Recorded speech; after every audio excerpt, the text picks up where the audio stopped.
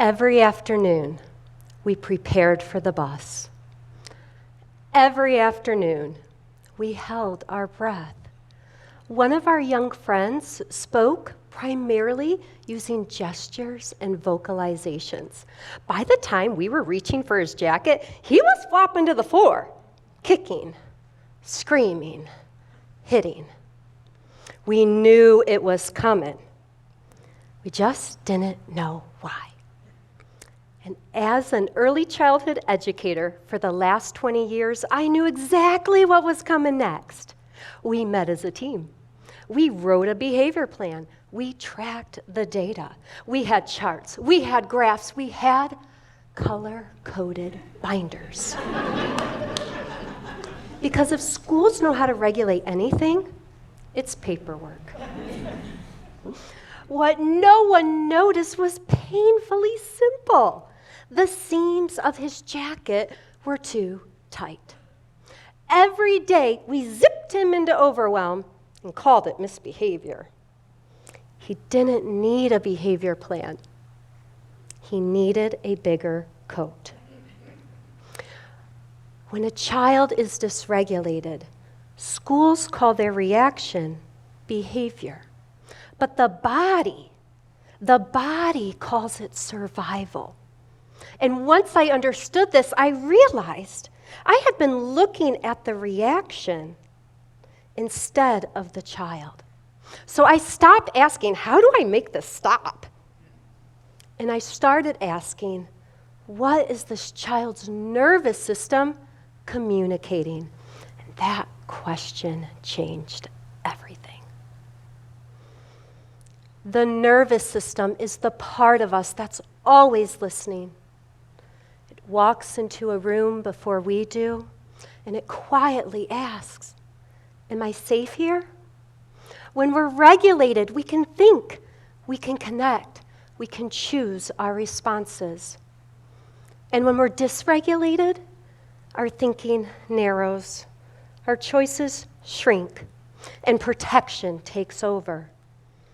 Oftentimes, when we label a child broken, we're watching a body work incredibly hard to feel safe. In schools, protection can look like defiance, talking back, shutting down. Or it can look like compliance, a smile so practiced, we forget to ask what it cost. Regulation does not mean calm. Regulation does not mean quiet. Regulation means the body is no longer fighting to feel safe. And for us adults, it's our capacity to remain human when under pressure. Because systems do not regulate people. Regulated people regulate people. Let me ask you a question. Have you ever had to go to work sick because there was no time to stop? Have you ever been praised for your strength, but not supported when your body needed rest? This is what it feels like when demands outpace our support, and that type of pressure is heavy, even for us as adults. Yet we ask children to carry it every day. We ask them to sit still when their muscles need to move. We ask them to focus when their bodies are overwhelmed, and then we evaluate how well they do it. So today, I ask us, what if we did not measure ourselves with typical success, but what if we measured our worth in the currency of a regulated nervous system? Because regulation is not an add-on. It is essential. It is foundational to learning, to connection, and to dignity. And when dignity is not a part of the design, the harm is not theoretical. It is psychological. And it often does not announce itself loudly. It hides behind words like support, compliance. and even success. Sometimes we think children are failing within the system, when in truth, the structures of the system are failing children by not accounting for their nervous systems. Because our nervous system shapes behavior, and behavior is shaped by safety.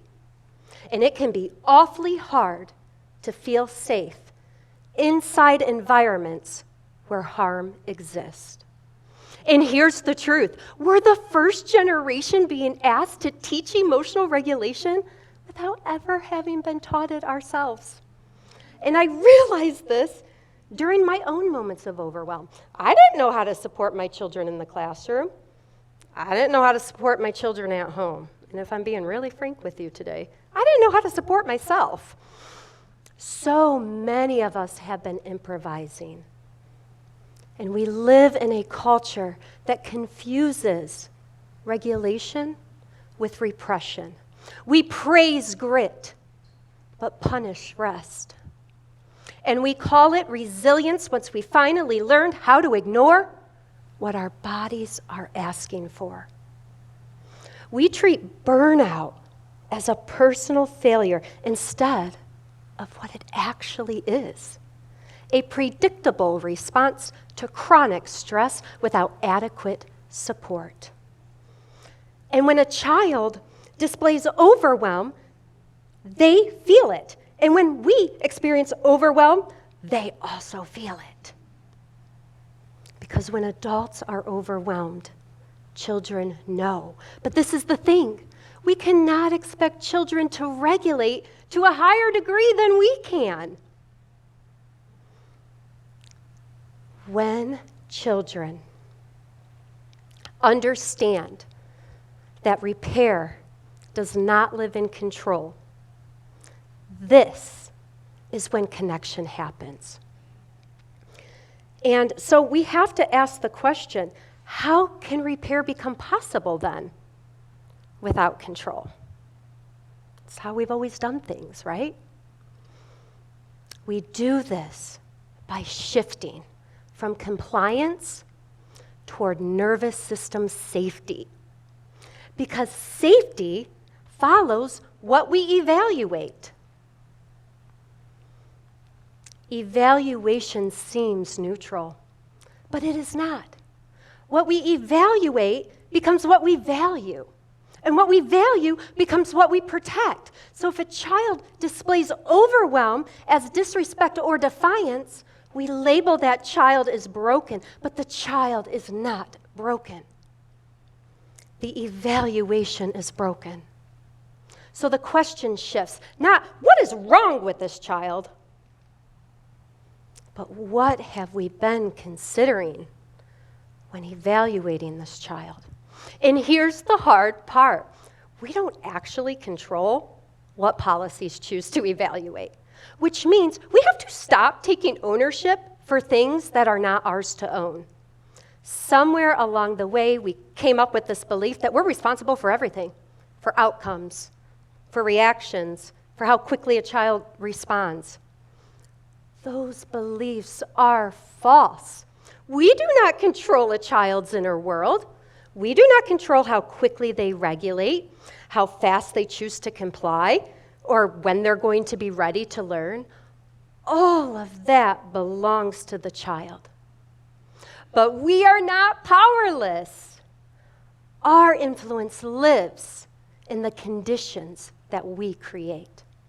And it starts with how we show up. Our pacing, our tone, our presence. Whether a child feels managed or met. It shows up in the way that we design the environment. Have sensory needs been considered? Are there rigid expectations? Or are there spaciousness to learn?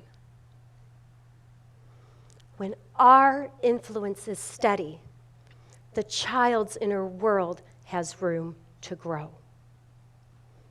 But bodies overwhelm. Breakdown happens. So what allows for return after rupture. Repair does not live in control. It lives in 3 steady anchors. First, genuineness of the adult. Children know at an intuitive level if the adults who support them actually like them. Before a word is spoken, before a consequence is delivered. Genuineness is co-regulation disguised as kindness. Second, attuned environments. Attunement means allowing someone else the space and grace to regulate in ways that feel supportive to their body, not just what looks acceptable to us. Because we are full-time, external, nervous system master regulators for the children in our care, and oftentimes for the adults as well. Third, an energetic posture of care. This is the difference between seeing the child with their behavior that needs to be corrected and seeing a person who still deserves dignity. Because when we shift what we evaluate, we shift what we value. And when we shift what we value, something else essential and so simple arises. Joy and hope. Joy is not frivolous. Joy is how the body relearns safety. Hope is not naive. Hope is a nervous system state of possibility. And adults who embrace joy and hope, they become caregivers who can laugh and breathe. They become educators who don't have to abandon themselves just to make it through the day. And they become children whose bodies are no longer treated as problems to fix, but nervous systems that absolutely require our support. When we shift from control to influence, we realize that regulation is embedded. It is embedded in who we are as people.